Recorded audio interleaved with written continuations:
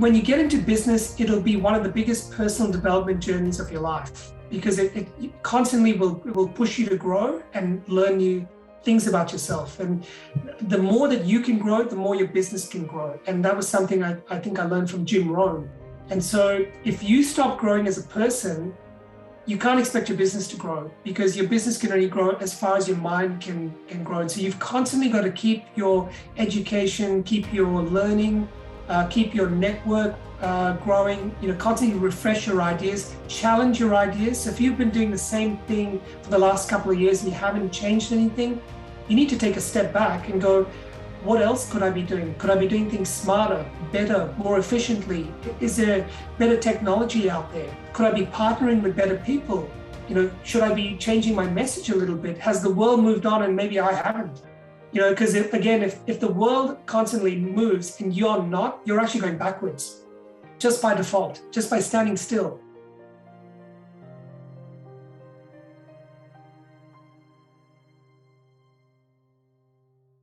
Thomas Green here with Ethical Marketing Service. On the episode today, we have Gavin Sequeira. Gavin, welcome. Thank you very much, Thomas. Pleasure to be here. It's a pleasure to have you. Would you like to take a moment and tell the audience a bit about yourself and what you do? I run a business called Break Free from Corporate, where we help people typically that are in corporate jobs or working in their 9 to 5, that are not happy, a little bit disillusioned, looking to get out of that rut and start something where, perhaps more passion in what they're doing. And it's not easy to quit one thing and start another, because I've been there and done that. But, we teach people how to transition. So remove the risk, do something on the side, build it up, scale it with the right help and guidance. And hopefully, over time, you can make that transition. So that's what I do. And I like seeing people kind of achieve that state where they're doing something that they feel good about. They can sleep well at night. They know that there's light at the end of the tunnel. That's what I do these days. Thank you for the introduction. I certainly fit into the criteria of a person who perhaps didn't do it in the most intelligent way, because I handed my notice in with basically nothing to go to. So I had no websites, I had a skill, if you like, but I didn't have any kind of plan in place. I just knew that enough was enough, and that was it. I wasn't going to do it anymore. So for those people who maybe don't have that, let's say, if I say that that's the wrong way to do it, if you could say such things, what would be the right way to do it?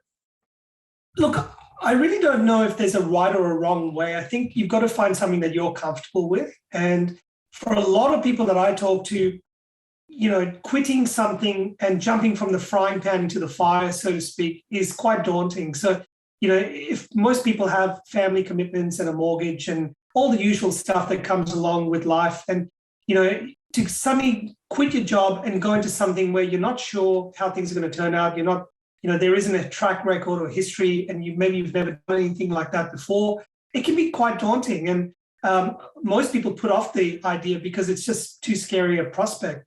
But I think if you find yourself in the right environment where there are other people that are doing something similar, might not be exactly what you want to do, but you can share stories, you can talk about how they did it, what were the challenges they faced and how did they overcome it. I think you start to feel a little bit better within yourself. And then you might be more inclined to learn more, maybe grow some skills, take some baby steps, try some things that don't put you at risk or harm's way. And if it works, it works. If it doesn't, you haven't lost everything. So you're not betting the house on the stock market, so to speak. Yep. So you're would you say it's fair that your target market is for people who want to do that, want to get away and want to start their own business, but actually they see it as too risky, and therefore you're there to help them do that? Yeah, I would say that's right. And sometimes, Thomas, some of the people I speak to, they don't actually know that they want to start a business. They know they want to get out of this current situation they find themselves in. It's a bit like a trap. And they don't know what else they can do. But they have all these skills, they have all these experiences, they have all these talents and gifts, but they're not sure how to make use of it. They're not even sure how to package it, how to offer it to the market or anything like that, because they've never ever gone there before. So I guess one of the things we do when we talk to people right off the bat is to say, what do you enjoy doing? What do you like doing? What do you do in your spare time? What are the conversations you have with friends? What do you read? What do you listen to? All those types of things open up all these opportunities, and then we start to narrow it down. And I guess it's a bit of soul searching, but at the end of the day, if you're going to do something you're passionate about, you want to take the time to figure it out. So we take people on a journey. Once they've figured out one or two or three things that they could do, then we pick one and we put some brains behind it. We set some plans in motion. We help them, figure out a game plan, and off they go. But again, if it doesn't work out, we're not putting everything at risk, and we're certainly not risking their current job in doing that. Well, it definitely sounds like an intelligent way to do it, in my view, anyway. But I'm interested to know what your experience was. So, did you come up with this particular business as a result of going through it yourself, or did you look at the way that you did it and thought there's a much better way of doing it than that? Yeah, good question. Look, so when I was in corporate, and I left the corporate world 15 years ago now, back in 2007. So this was the time around the GFC, or the global financial crisis. And I'd already been in that corporate world for about 11 years. So kind of shows my age a little bit. But I was on top of the world with my job. I was doing really well. And, there was no need for me to quit. But I'd started a part-time business really just out of fun. It was a hobby. It was something I just wanted to do on the side. For me, I needed to get away from the corporate world at that point. However, having then done that for about a year and a half to 2 years, I started to see all the things that didn't fit right for me in that corporate environment. Suddenly, I didn't like the politics involved. I didn't like, having to constantly report to people and deal with bad bosses, or, the toxic work culture in some cases, or just the unhealthy side of that. I was traveling a lot, etc. So then I started to figure out, well, if I need to make this transition, how do I do it? And I didn't know how to do it, Thomas. That's the truth. So when I was actually made redundant, and it forced me out, and I went into business pretty much because I had to, and I made a lot of mistakes. So my first business was a franchise, and I made money, but I didn't know the first thing about running a business, I'll be honest. And once I started making a lot of mistakes, I started talking to people who had done it. I realized what I was doing wrong. I got out of that business, and then I started to do another business, which was a consultancy business, where I sold my services. And that was great. But then I realized I don't have systems. I don't have anyone else. It's all me. So if I don't go to work, I don't make any money. And so I can't take time off. And I've created this hectic lifestyle now where I'm a prisoner of my own business. And so again, back to the drawing board, and I kept doing this merry-go-round and figuring out what I was doing wrong, and then getting help, getting mentorship and coaching, which then got me back on track. And in that process, I was talking to a lot of business owners. They kept coming up to me and saying, Gavin, how did you do this? And how did you solve that problem? And how did you fix that? And when you were doing your marketing, what did you do there? And so I started giving out advice, Thomas, and accidentally I became a business coach and a mentor. And again, I loved it, but I didn't know what I was doing. And I had to figure out a smart way of doing it. And I guess that was about 6 years ago. I decided to set up a business in that area and put some programmatic approach to it. So there's systems behind everything I do. And again, this was stuff that was taught to me. So it all evolved over time. It didn't just happen overnight.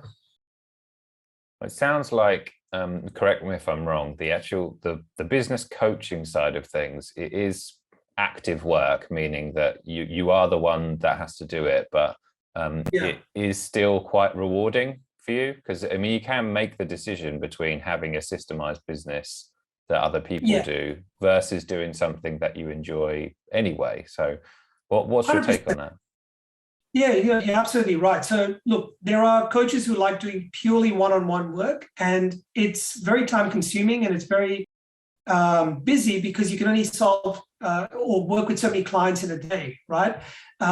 What I do in my case, I have a bit of a hybrid model where I do some one-on-one with my higher level clients, but I also have a group or a programmatic approach where people come into a system, and there's resources, there's help, there's a community, and we're able to help them. And there's a team around us And for those that want the specific one-on-one, that's where I step in. But I enjoy doing that part.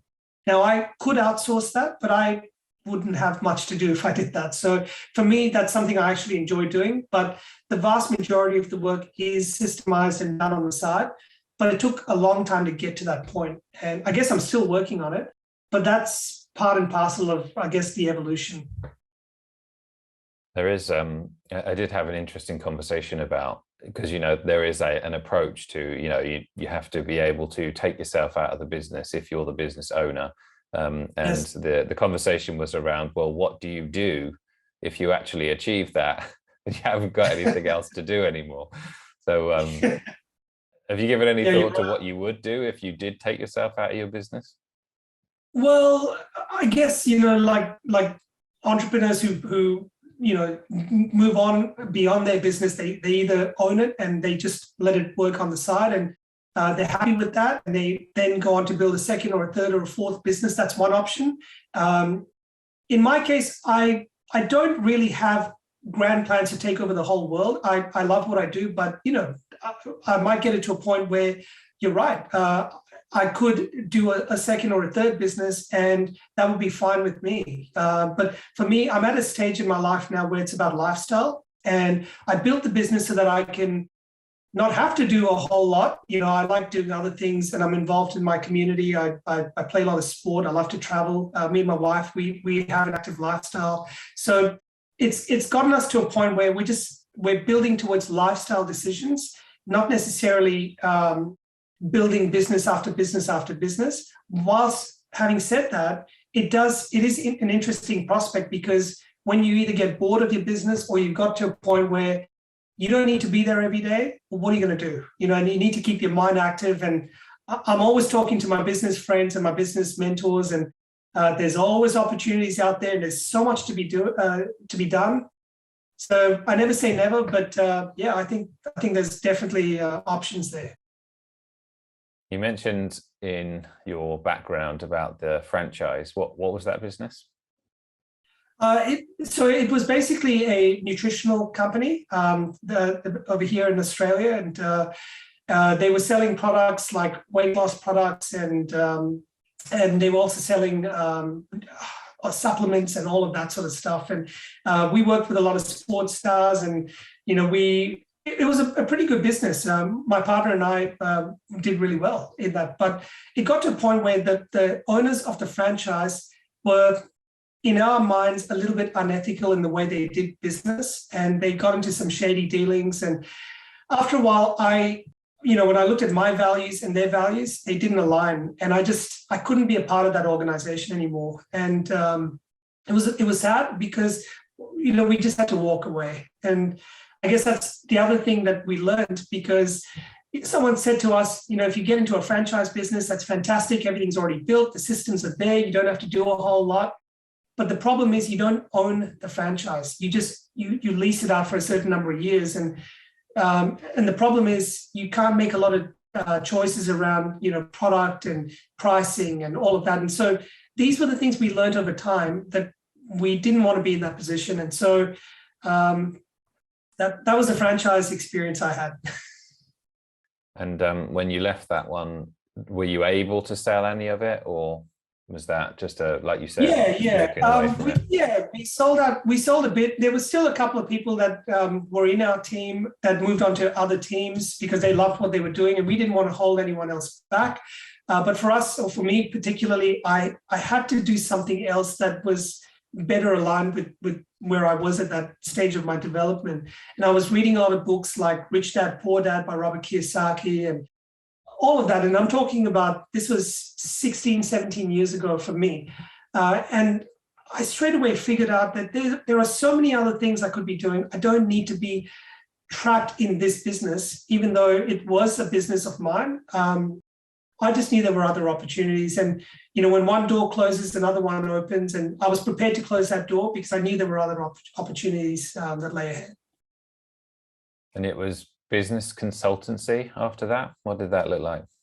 Yeah, so I basically decided selling products wasn't necessarily my thing. I wanted to go into the services business. And I thought, well, what am I good at? I'm good at sales, marketing, strategy, business consulting, that sort of thing. And I did that for large companies like IBM and Oracle. And I thought, well, okay, if I packaged myself in such a way, I could help other businesses out there that didn't have those skills, or maybe needed skills where I could just come in and advise them or help them for a certain period. So I took on clients, and I basically put it under my banner, created my own brand.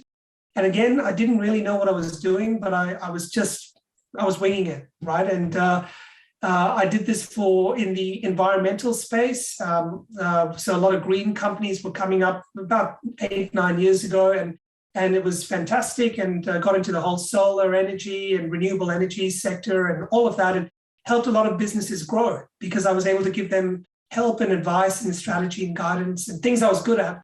But again, the problem, Thomas, was I was all of it. It was me or nothing. I didn't have a team. There were days I didn't want to go to work. And, if I didn't get up and go to work, I didn't get paid because I was on retainer and commission.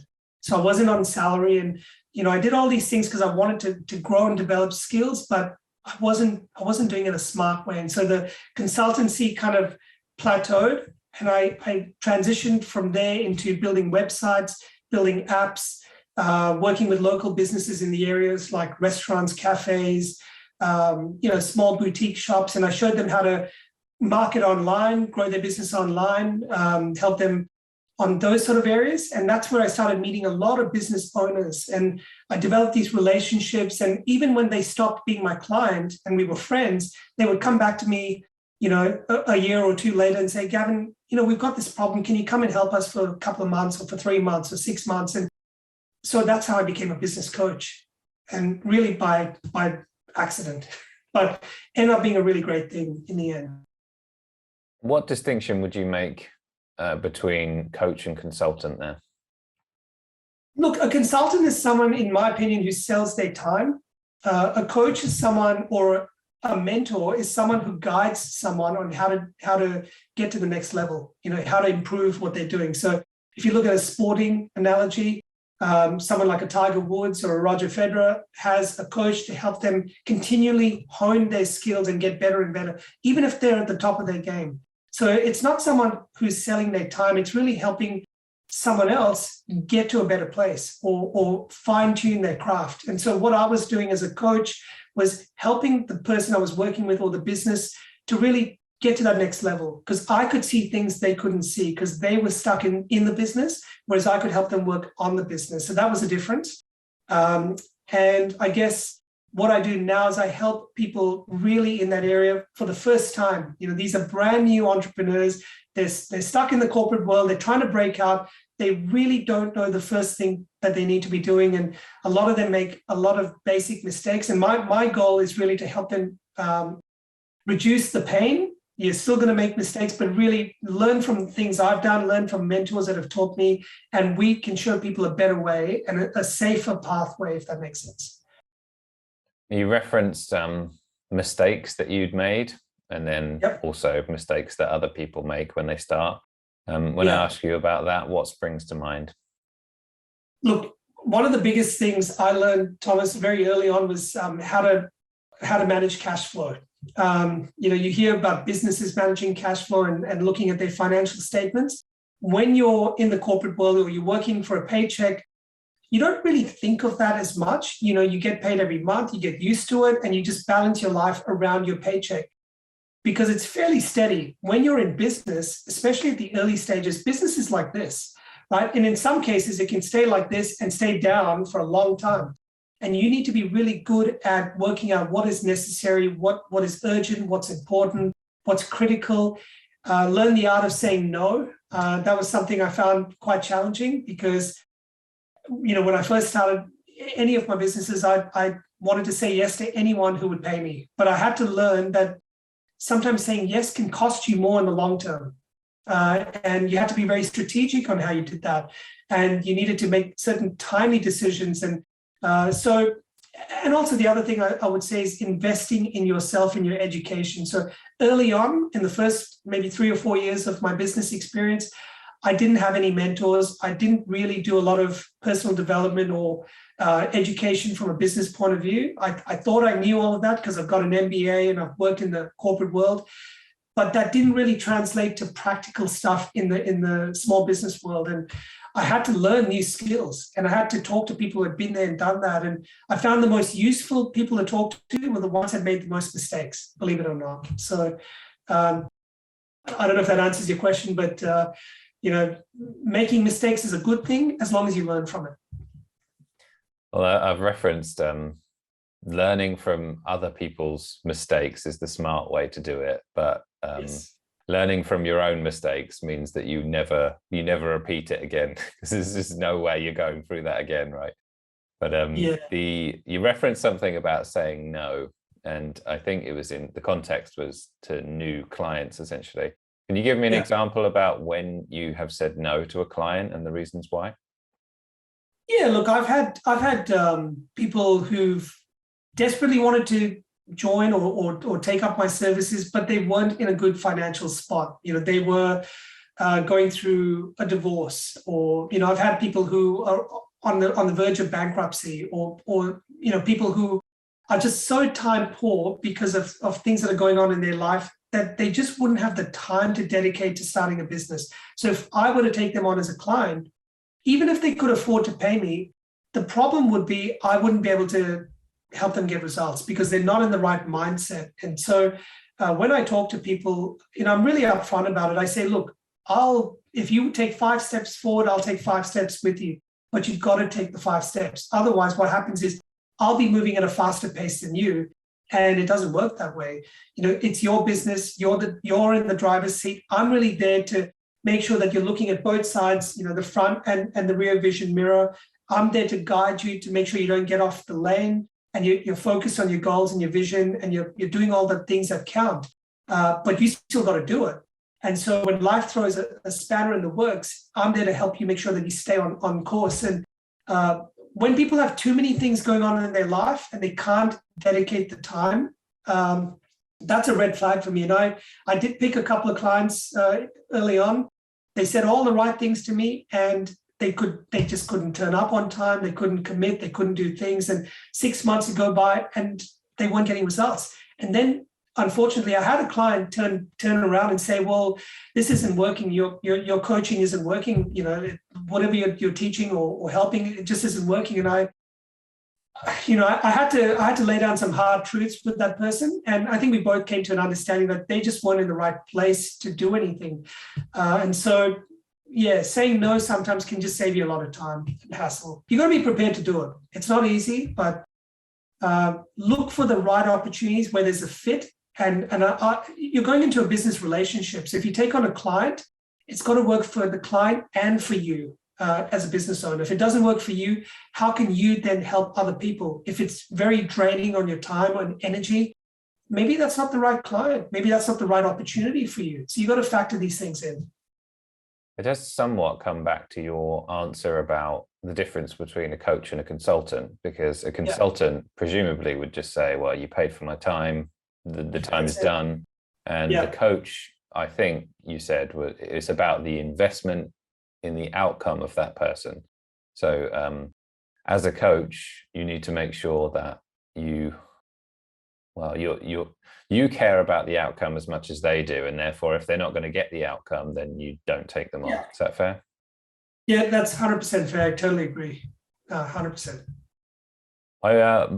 For prep for the episode, I went on the website and checked out, I think if I'm not mistaken, there are 8 different businesses that someone can go into, or at least there's 8 that you perhaps recommend when they're stuck in the corporate life. Can you share a few of what might be in terms of, let's say, what's in demand at the moment, or perhaps where the least obstacles are? Well, I can tell you what a lot of people come across. These are the most common. They all have pros and cons. So I'm not going to say which one's better or not. It really depends on your circumstance. But some of the easy ones to get in are the ones that require the least amount of risk and capital. And especially if you've got commitments, some easy type of businesses to get in are, for example, like a network marketing business would be one. Another one could be something like an online Amazon or eBay store, or something where you're selling a product, but there's not a huge commitment that you need to, buy tens of thousands of dollars of product. Because yes, you can do that, but that can also be quite a hindrance. Drop shipping is another one I've come across, where you can make fantastic money, but you need to know what you're doing. And again, I see a lot of people getting into these types of businesses and they lose everything. They lose most of what they invested. I see people investing in stocks, cryptocurrency. These are things more like investments. And unless you know what your strategy is, again, you can make plenty of money, but you need to know what you're getting into, how long you're going to stay in it for, what are the goals behind it. Because if you need quick money in and out, it's a risky business. I see people sometimes getting into property investments and things like that, flipping property and all of that. Again, for something like that, Thomas, that's high return, high risk. Unless you know what you're doing and you're prepared to put in the time, wait it out, because economies can go up and down. And we've had all sorts of things in the last couple of years happen, as you know. And so you need to be able to weather the storm when it comes to those type of investment or business decisions. And I would put franchises in the same bucket. So, I had a family member 2.5 years ago, literally just before COVID hit, buy a franchise, a gym. And that gym was making good money. This guy was set if he could just hold out for 5 years. And, 6 months later, the gym had to close down, lost all his clients, lost a lot of income, and lost his house and his marriage. And this is someone I personally know. You've got to balance the risk with the gains or the returns. And if you're prepared to manage the risk, then go for it. If not, and you think it's too risky, go for something that's less risky. Get the appetite wet, get some wins under your belt, even if it's a small time business and it makes you $1,000. Sell something on eBay. I joke with people, like, sell a service. Offer a service, package it up, see if you can sell it, get a client. If you can, if it worked, could you do it better? Could you grow that? Could you put systems behind it? Could you monetize it in a different way? And you'd be surprised what you can do these days with technology. So there's many options. I guess it's a longer conversation. I do like the Amazon, eBay business, just because if you decided you wanted to sell a product on a website, for example, on your own website, the difference between that and the monstrous traffic that Amazon and eBay get is just, it's so different. The gym example, I do feel a bit sorry for gym owners, because there's no way, or at least it's improbable, people would be able to predict that a pandemic came along. I completely agree. And again, sometimes it's the unpredictable nature of the economy, business in general. I mean, even what's going on now in the world today, geopolitics and all of that, when you take it all into account, you want to just work out, I guess the big question is, what are your goals? What's your vision? And where do you want to be in a certain time frame? And then you start there, and what are all the ways you can get there? There might be 10 different ways for you to get there. 3 of them might be business. 2 of them might be investments. 5 of them might be a different type of job or opportunity. 1 of them might be moving to another country and doing something different. I mean, how can you get to that goal? What are all the ways that you can get there? Work out the pros and cons of each, and then make an educated decision on that. So, don't take the first thing off a suggestion from a friend, because that's just one point of view. Talk to a lot of people, get a lot of different perspectives, and do the numbers. And if everything stacks up and you're prepared to roll the dice and it's not a lot of risk, and you'll still have your house at the end of the day, go for it. Life is short. So I always say, don't hold on too long, because you'll have regrets if you never try something. And so a little bit of risk is okay, as long as you can manage it. Are there any businesses that let's say if someone came to you and they wanted coaching, are there any businesses which you would be like, yeah, I'm not going anywhere near that business. Anything spring to mind for you there? Look, to be honest, talking about Amazon or the drop shipping or those type of businesses, I must admit they are already heavily systemized, and it just requires someone who is willing to. You need to enjoy it. You need to really want to do that kind of business. For me, that's not particularly my cup of tea.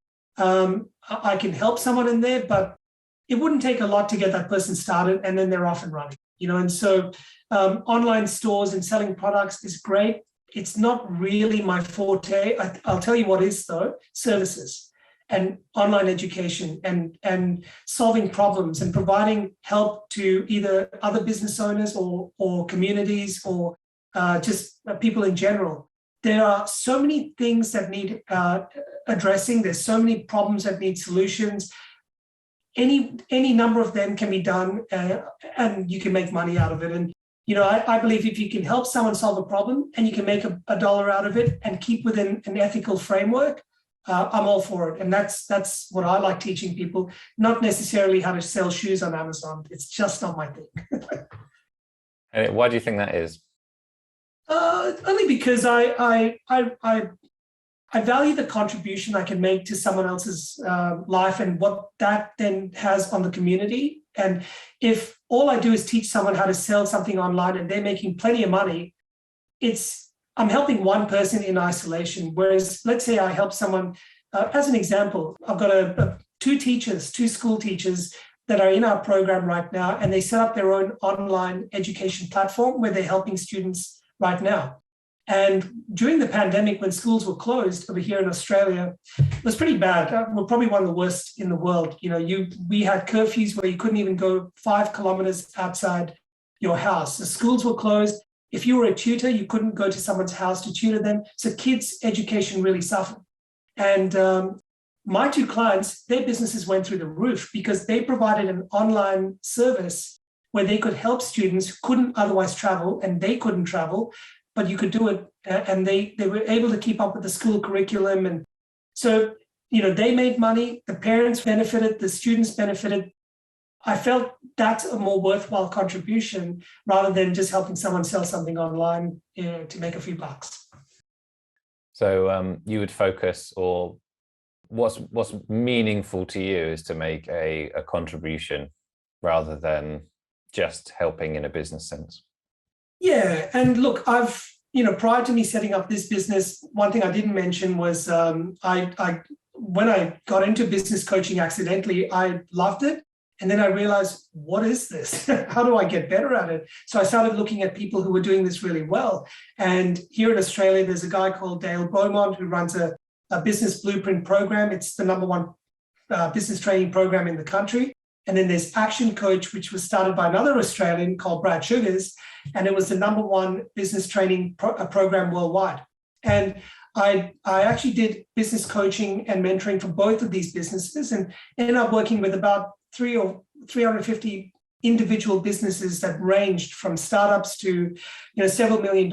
And I can tell you where I found pleasure and joy was in working with those business owners that were making a difference to their community, as opposed to ones that were just selling products online, and they made millions of dollars, but I just didn't feel the connection. I was helping them, but I personally didn't feel I was making a worthwhile contribution, beyond them. And if that makes sense. Yeah, it makes perfect sense. Is there any way that you could potentially turn those businesses into ones which are making a contribution like that? So, for example, I spoke to Mark and John Cronin, and they run a business called John's Crazy Socks. And so it's essentially a sock company, but they support people with differing abilities. So it's basically, it's a business, but at the same time, it's a business that focuses on a social cause. Would you see that as, what are your thoughts there? Well, I think social causes are fantastic. One of the causes we support are kids in Thailand who were stuck during the tsunami without basically when the tsunami hit in 2004, it devastated that whole part of the country. And, I'm part of an organization now that does a bike ride in Thailand and raises money for these kids and builds orphanages. So, obviously we couldn't do this in the last couple of years, but we contribute to organizations like that. So we like to support kids. I love supporting kids and things like that. I do believe social causes are a great way for businesses to give back. So even if their business doesn't do much for the community in the actual business sense, they can take the proceeds or the profits, even if it's a percentage, and give it towards a worthy cause. And suddenly it becomes a whole different ballgame. And personally speaking, Thomas, if you were to say that to a client and say, look, the only thing that's different between us and them is when you work with us, we help these people, and we help this organization, or we help this cause. And that can be a difference in winning a client sometimes, because they go, well, I'd like to work with Thomas because of what he does with his ethical nature and what he does to help kids. And he's just a better human being. And so therefore people make decisions based on the heart, and even if you are more expensive than the guy next door, if that makes sense. So I fully support encouraging business owners to think about contributing to social causes. I think it's great for the whole planet. Well, I like the approach to social causes, but I've got to admit, I just might have to take that snippet out of what you just said there and just sort of take it out and say, Thomas is a better human being, and just leave that as it is on its own video. I'm happy with that. I'm happy with that. Is there anything I should have asked you about today? Look, I think you've covered some really good points. One of the things I will say to anyone listening to this is business is not easy, and it's a journey, it's development. And I was told very early on, I think I read this in not Rich Dad Poor Dad, maybe Think and Grow Rich, or one of those books. When you get into business, it'll be one of the biggest personal development journeys of your life, because it constantly will push you to grow and learn new things about yourself. And the more that you can grow, the more your business can grow. And that was something I think I learned from Jim Rohn. And so if you stop growing as a person, you can't expect your business to grow, because your business can only grow as far as your mind can grow. And so you've constantly got to keep your education, keep your learning, keep your network growing, constantly refresh your ideas, challenge your ideas. So if you've been doing the same thing for the last couple of years and you haven't changed anything, you need to take a step back and go, what else could I be doing? Could I be doing things smarter, better, more efficiently? Is there better technology out there? Could I be partnering with better people? Should I be changing my message a little bit? Has the world moved on and maybe I haven't? Because if the world constantly moves and you're not, you're actually going backwards just by default, just by standing still. So you never want to stand still, because guess what? There's other people that will come and take your place. And so you want to constantly keep refreshed, keep on top of that education, get good mentors, get good people around you, build that community of like-minded people, and share in the success that you have. But also when you have, tough times, you can talk to other people and learn from them, because business can be lonely and you don't want to be stuck in an island all by yourself, figuring out, where did I go wrong? Because just because you might stumble and fall down a rabbit hole, there's many ways to get out of it. You just need to talk to the right people. So that's probably something I'd share, just as something I've learned the hard way. Well, the personal growth side of things lead me nicely onto my next question, which is what your goals are. What's next for you? Yeah, look, one of my goals a few years ago was actually to get out of the rat race and have my own business, and then move to the country, get out of the big smoke, the big city. So I live in the country right now in South Australia, which is a beautiful part of the world, and I'm 2.5 hours away from Adelaide. So Adelaide is the capital city, and I'm in the country, and I'm enjoying it. I love it, but that was a lifestyle choice, and so that was one of my goals, and I guess that's come to fruition. Other goals are to ensure that the clients I currently work with can also achieve their goals, and to set up not just my clients but people around my community. very close to the people in my community, and I like to get involved. And the more I get involved, the more I'm able to help and provide services and all of that. So, my goals are constantly evolving, but it's to be in touch with the people that are close to me and help make a difference in their life. And I'm not just insular with my community. I talk to people around the world. So, when I'm talking to people in other countries, if I can pass on some knowledge or some information, I like to keep abreast of that. I run a podcast, Thomas, just like yourself. And that's one of the ways I can share other people's stories, to inspire individuals who are thinking along these lines. So they don't just have to listen to my story, but they can listen to other people's stories. And when you start piecing together all the little nuggets from other people, you'll see there's a pattern and there's a trend.